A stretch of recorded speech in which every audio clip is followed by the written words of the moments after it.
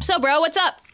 Well, Allison, as you know, in this segment, I usually choose one item from the news and talk about it for about 5 minutes. But I read so much and I have trouble narrowing it down. So this time I'm going to try something different. I'm going to highlight 3 things, a little shorter time for each, and one fun/weird fact. Are you ready? I'm ready. Let's bring it. Number one. Number one, defer your gains with qualified opportunity zones. So this is a lesser known creation of the Tax Cuts and Jobs Act passed at the end of last year. Basically, if you sell an investment for a profit, normally you have to pay taxes on the capital gains, but you can avoid that if within 180 days you invest in these qualified special opportunity zones. It was a way for Congress to try to get people to invest in lower income areas of the country. It's so new that they haven't worked out all the details, and just in July did the IRS actually designate what these special opportunity zones are. But basically how it works is you sell one investment, you invest it, don't have to pay taxes on those capital gains. You can defer them up to the year 2026.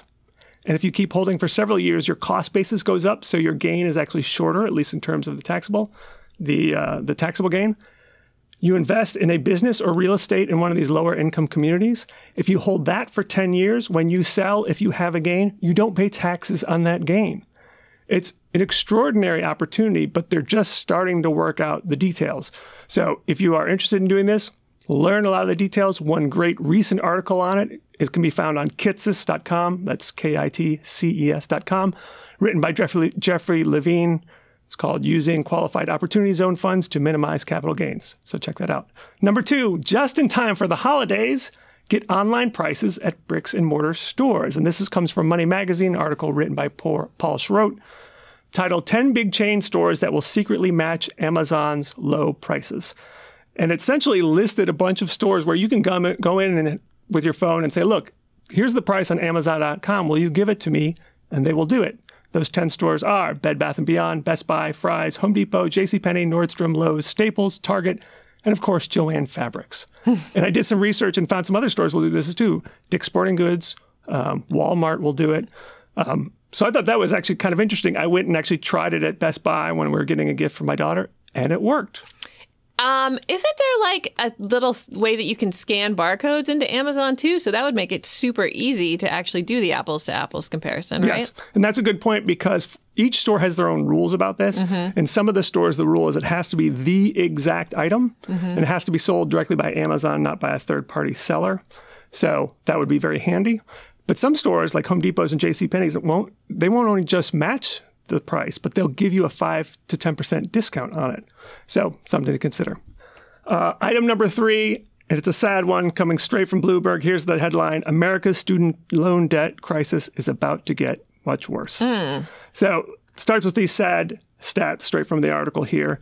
Federal student loans are the only type of consumer debt with continuous cumulative growth since the Great Recession. Student loans have seen almost 157% cumulative growth in the last 11 years, wow, compared to just 52% for cars. And actually, overall mortgage and credit card debt has gone down. When you look, too, at delinquencies, 1 in 10 kids, usually, but 1 in 10 people with student loans are delinquent. That means they haven't paid it in more than 90 days, compared to just like 1 to 4% for mortgages and car loans. And it's about to get worse because school is getting more expensive and interest rates are going up. So it's like this double whammy on kids. So the bottom line here is, at this point, there are kids all across the country, one of mine included, who are applying to colleges. And students of all ages are applying for financial aid now because the FAFSA opened on October 1st, the FAFSA being the free application for federal student aid. People are going to be making some big decisions about where they're going to school. And it's going to affect their life for the 5 to 10 to 20 years after that, depending on how much student loan they take out. So please, please, please do whatever you can to graduate without student loans. Could be looking harder for scholarships, considering ROTC, staying in state, going to community college for a couple of years. But whatever you do, try to graduate with as little debt as possible. And then finally, the fun fact, this comes from the new Bogleheads on Investing podcast. It's hosted by Rick Ferry, who's one of my all-time favorite investing writers. The very first episode featured an interview with none other than John Bogle, the founder of Vanguard and the father of the index fund. They talked about the beginning of the index fund.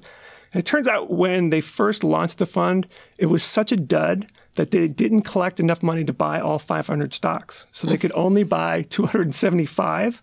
So they tried to do like a sampling of all the sectors and industries within it. And the first manager of the fund was a young woman who did it only on a part-time basis. Her other job was working in her husband's furniture store in Wilmington, Delaware. Really? And from those inauspicious beginnings, the Vanguard 500 has since grown to be the biggest mutual fund in the world. Wow. That was a fun fact.